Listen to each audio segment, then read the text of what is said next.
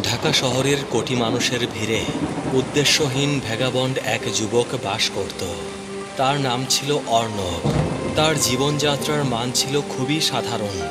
সবকিছু হারানোর এক গভীর শূন্যতা হৃদয়ে পুষে রেখে সে বেঁচে থাকত। একদমই ছন্নছাড়া জীবন তার।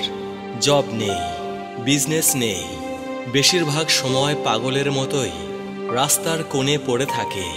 কোনো রকমের সময় পার করে পরপারে চলে যাওয়াই তার জীবনের একমাত্র লক্ষ্য। কিন্তু তাই বলে যে সে পড়াশোনা করেনি এমন নয়। সে গ্র্যাজুয়েশন শেষ করেছে। একদিন ঘটনাক্রমে তার দেখা হয় মিয়ানমার থেকে বাংলাদেশে পড়তে আসা ছাত্রী তনুর সাথে। তাদের মধ্যে পরিচয় হয়, আলাপ হয়। এরপর তারা একসাথে সময় কাটাতে শুরু করে এবং খুব শীঘ্রই তারা একে অপরের প্রেমে পড়ে যায়। তনু ছিল খুবই হাস্যোজ্জ্বল এবং সক্রিয় স্বভাবের মেয়ে। তনুর সংস্পর্শে অর্ণব তার জীবন নিয়ে নতুন করে ভাবতে শুরু করে। পরস্পরকে ভালোবাসার এক নতুন জগতে তারা হারিয়ে যায়। অর্ণব তার ছন্নছাড়া জীবনকে আবার সাজানো শুরু করে। সে চাকরি শুরু করে, ফ্ল্যাট বাসা ভাড়া নিয়ে থাকে। কিন্তু সময়ের সাথে সাথে তনুর দেশে ফিরে যাওয়ার সময় হয়ে আসে। তনু 2 বছরের জন্য বাংলাদেশে এসেছিল। এবার তার ফিরে যাওয়ার পালা।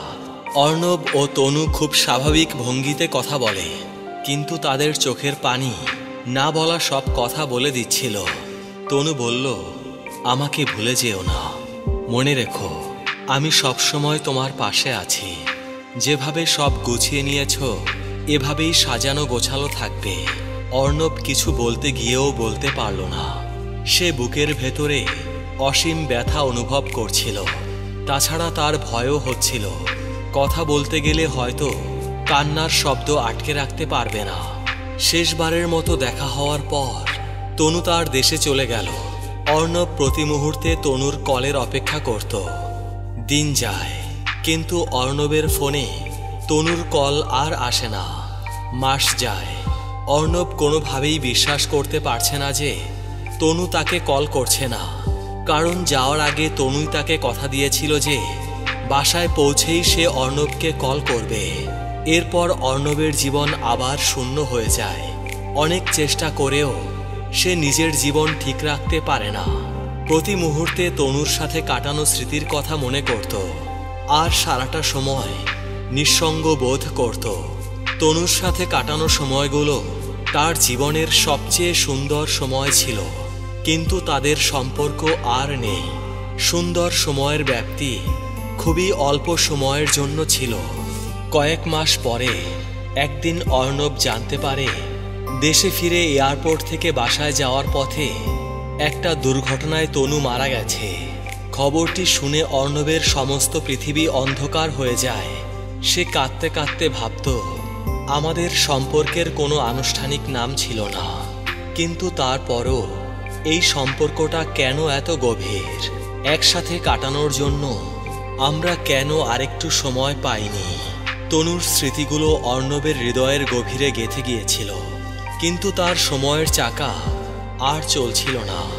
অর্ণবের মনে আসত, যেখানে তনু আছে আমি সেখানে কখন পৌঁছাবো, কবে পৌঁছাবো?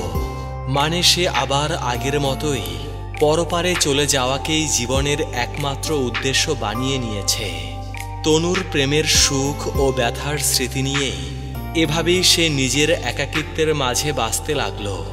আর তার হৃদয়ের মাঝে তনুর একটা অংশ চিরকাল রয়ে গেল, যে প্রেমের গল্পটি কখনো পূর্ণতার দেখা পেল না।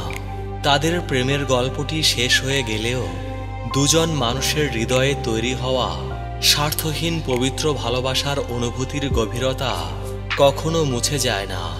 প্রেম কখনো কখনো ক্ষণস্থায়ী হয়, কিন্তু তার স্মৃতি চিরকাল অমলিন থাকে।